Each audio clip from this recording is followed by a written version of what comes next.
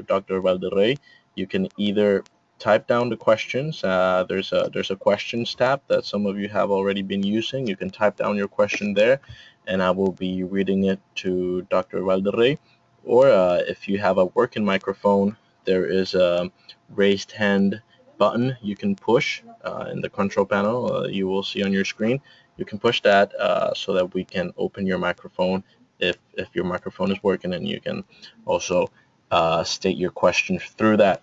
So a little bit more about Dr. Valderrey. He completed a Bachelor of Business Administration at the University of Houston in Texas with a major in economics. Later on, he earned a master's degree in international management from Thunderbird in Arizona and a PhD in administration and marketing from the Universidad de Valencia in Spain. His doctoral research focused on strategy in the tourism industry. Uh, he occupied several positions at multinational enterprises and was a co-founder of a technology company in California. Eventually, he joined Tecnológico de Monterrey, this first as a professor and eventually as a degree program director for international business. Presently, he is full-time and research professor at the León campus. He has also been teaching international business courses at universities in China, Italy, and also Spain. He has co-authored two books. The first one's called Mercadotecnia, Conceptos y Estrategias, published in 2003 in Spain. And most recently, the other book is Fundamentos de Mercadotecnia, published in Mexico. His research focused primarily on marketing in China as a part of the Cátedra Asia Pacífico with different publications. He's a member of several groups, Strategic Research Group, Innovative Strategies in Global Markets, EGADE Business School, a member of the publishing board at the Chinese Business Review, David Publishing Company USA, and a member of the León, Guanajuato Sister Cities Board. So without further ado, I present to you Dr. Valderrey, and you can go ahead and begin the webinar. Thank you very much. Okay, thank you so much, Jose, for your kind presentation, and greetings to all of you. I believe the audience is all spread out throughout South America, Central America, and the Caribbean, which is something very nice and very important. This, as a matter of fact, this presentation, I made a few changes because I understand most of you are preparing a project that is due in January, and all of you are entrepreneurs. So I made those changes so that can be this presentation, hopefully it will be of value to you, both for your project and also for your entrepreneurship efforts. So let's start talking about international commercialization, which is the final title for this presentation. And first question we need to solve, which is what is really international commercialization? Is this different or is the same as international marketing? And allow me for, yes, that it works now. So as you can see in the screen, there is a brief definition about international commercialization. But for all intents and purposes, for the project you're working with, I will stay with the name international marketing. It very much means the same. The difference, if you want me to tell you, is on international commercialization is more basic. It doesn't go deep into understanding the consumer and all those goodies that we get from marketing. The difference, though, when we talk about the international marketing or international commercialization, is very much related to the international environment. And are there any differences? Yes, of course, there are many. Some are very obvious. You're familiar with those. As you can see on the screen, there is a way of greeting to people, one shaking hands or pretending to shake hands. Another person is born. It's probably coming from an Asian country. And there's one difference, very noticeable, but perhaps not even the most important one. So if you ask me, is marketing the same? The theory is the same. The tools and the techniques are the same in your local market or in international markets. I would say the basic stuff is the same. It doesn't change. The theory doesn't change. But you have to adopt the techniques and the tools and your strategy to a completely different environment. Much more when you markets that typically are more fragmented, are smaller in size, such as our Latin American markets, markets in the Caribbean. Some of those factors that make the difference between national and international marketing, you have many, such as cultural factors, the differences in languages, the economic differences that are fundamental when you address business issues, the finance, and many more.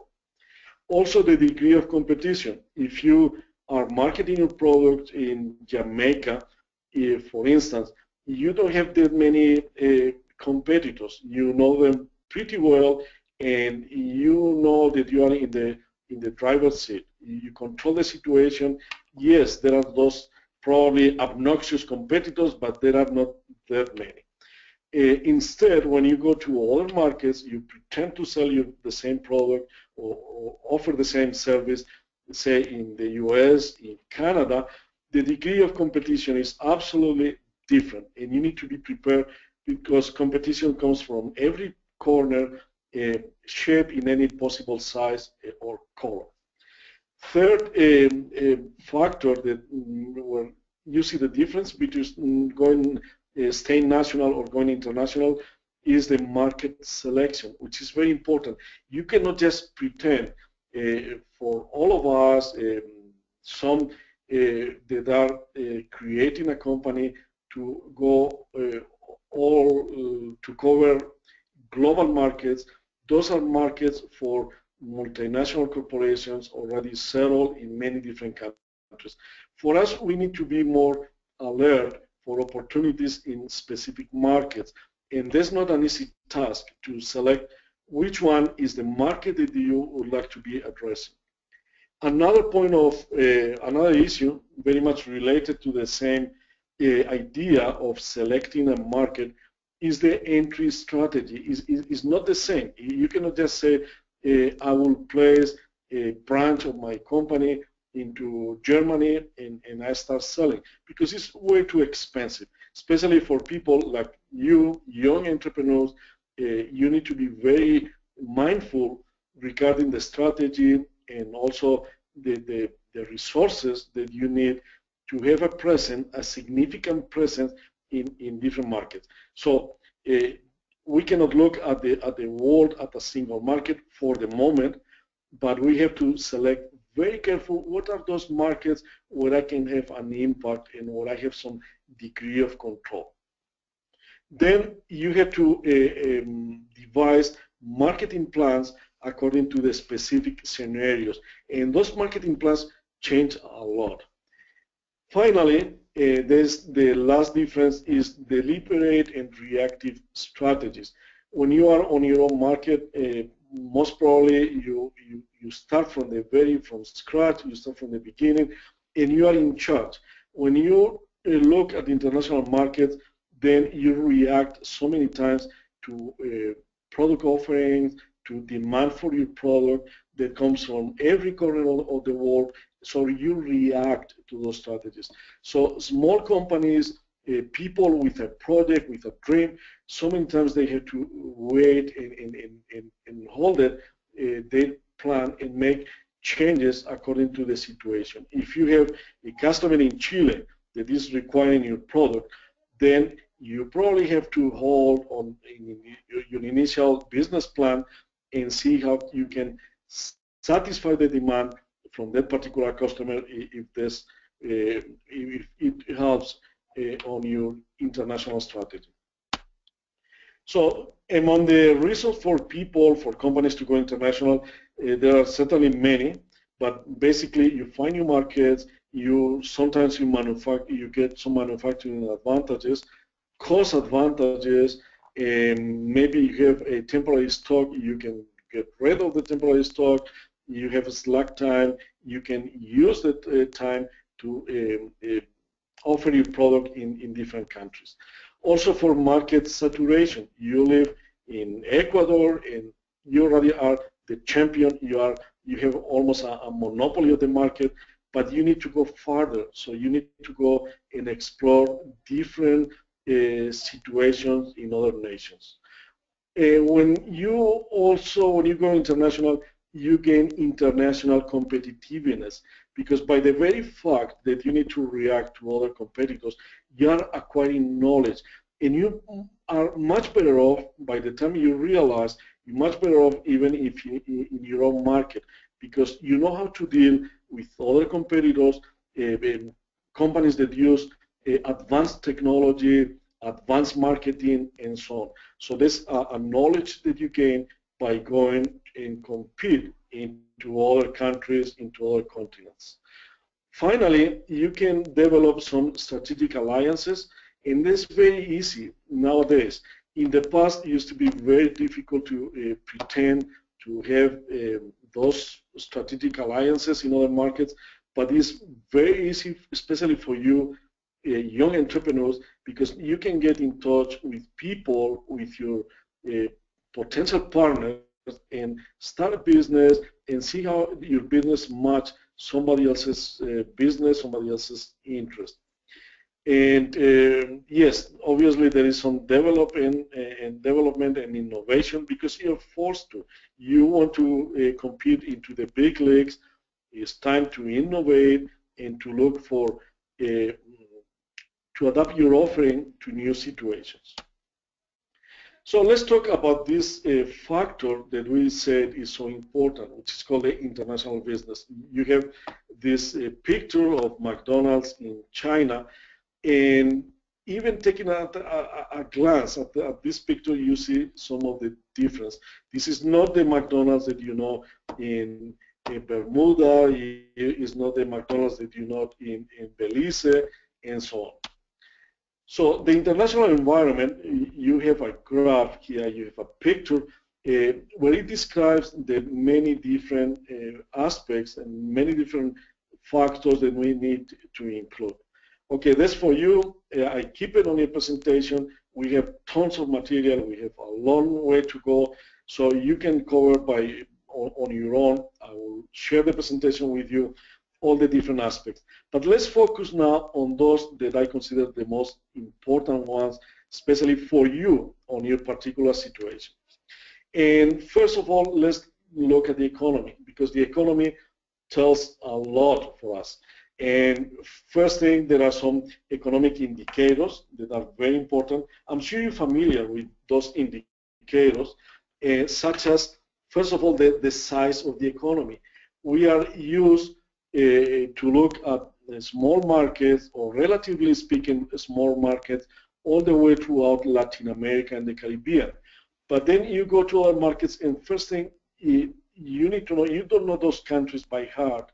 You live in Antilles, and you know everybody's island almost, who are the competitors and what are the main companies in those markets. But when you look at other countries, say Europe, for example, you see a miscellaneous of different countries that are quite different from each other. And first of all, you need to know is how many people live in that market, how rich, how wealthy, how much disposable income, especially making that research more specific for the product that you try to develop, or for the service. Main indicators are the GDP, the gross domestic product. They will give you immediately a picture of the total size of the economy. Then the GDP per capita, which is relevant to understand in very broad terms how much disposable income people have in that country. I said in very broad terms, because you probably could use the purchasing power parity, which is a much better indicator, because instead of saying the GDP, we divided how much money we make in an entire year in our country, and divided by the population, which very much is the GDP per capita, we also make a comparison. This is very important. You look at a market and you say, okay, Denmark, people, I met some customers and they are making so much money, say 10,000 euros. and I look at a different market in India, and, my customers make the same amount of money. Well, I can guarantee you that people in Copenhagen, they will be almost starving with 10,000 euros. They cannot go all the way to the end of the month because the money is not enough. Now you go to Bangalore in India, and your customers, they make 10,000 euros per year, or the equivalent in rupees, and you find that those people are wealthy, and they have the house and a beautiful car and everything that they need, because the money that they can earn in their own country really help them to buy more goods and to acquire more, or to purchase more services than in Denmark. That's called purchasing power parity, the triple P. Then you have to look into other aspects to know your market better. And those are demographical aspects, such as population, how it's divided up. We are used in Latin America to have very much homogeneous populations, which means that people are very much the same in ethnical terms, and perhaps not in socioeconomic terms, but we see that people are very much belonging to the same ethnic group. But we go to Canada, we go to the US, that are known as the melting pots of the world, and you see that ethnicity is quite an issue, because you have population that is divided up into very different groups. You also need to know about consumption, how much people buy of your product, and also what is the pattern of consumption, which means how they buy it, where they buy it, at what specific time of the year, and so on. Then you also need to know about the infrastructure, the communication, transportations, and so on. In Latin America, Central America, this is an issue, because in some countries, yes, you have some good transportation, or fairly good transportation. In other countries, it's not. People in the different islands, they know it, they're familiar, that very much every island or every country is a market of its own, because there is not, transportation is not so easy. And you also need to look at other factors such as macroeconomic data, inflation, the interest rate, unemployment, and so on. I know that all of you are working in this project, and please, you have to include all those factors, because somebody will be judging, will be evaluating your project, and they will certainly take a look and see how much of the knowledge of a country you have. And the knowledge of a country, for people looking on business, is this sort of factors, this sort of information. Then we go to the cultural aspects, and those are quite important. And we look at languages. Yesterday we had the same presentation was delivered to people in South America and Central America, and there are two languages. Either you speak Spanish or you speak Portuguese. But when you go to the Caribbean, the cultural, the idiomatic, the language situation is very rich. I mean, there are so many languages. There are some major languages such as English or French, or then you have Papiamento, and then you have so many other languages. And even the same language, English, is not spoken the same way in Bermuda, or as is spoken in other parts of the same geographical area. So you also look at the level of education, especially for you that are looking in many cases to technology, into technology projects, how much the technology literacy, so to speak, is present in your market. You have to educate your market, or they know it just as much as you are, as much as you know about technology, especially for your industry and for your product. Also, the attitudes and values in Latin America, in Central America, South America, values are very much the same.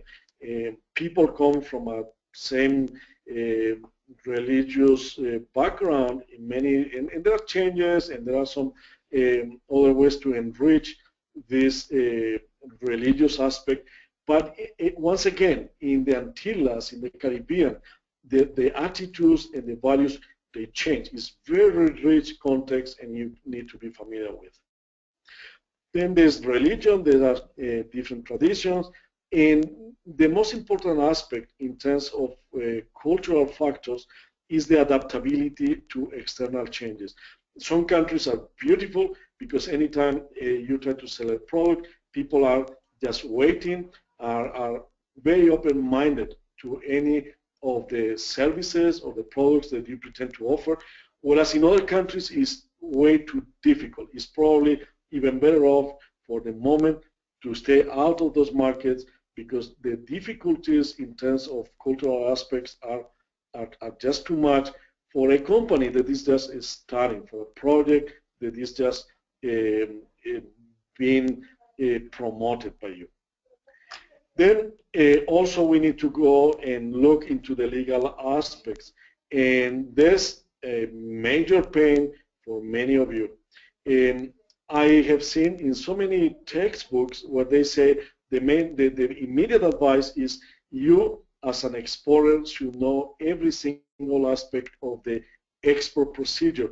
And I say no, I disagree fully and completely, because you need to focus on your own project, which is difficult per se, and leave to the experts of those legal aspects, because the import legislation is difficult in your own country, as you probably already know it, but it's even more difficult if you try to manage different countries with different legislation.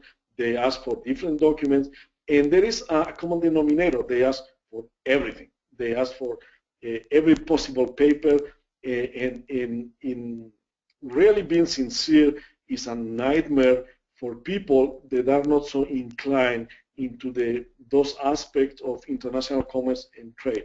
So there are many people that can do it for you, and that's my advice. Look for those people. They will know about the tariffs, how much you need to pay to enter your product into France or Finland or any other market. The phytosanitary requirements is you are exporting an agricultural product, doing some agribusiness export, and they know every single paper that you need to fill up. Packaging, they also are familiar with the packaging that is required, and believe me, if you want to spend your holidays now understanding what is the proper packaging, you can do it, and you probably will not be finished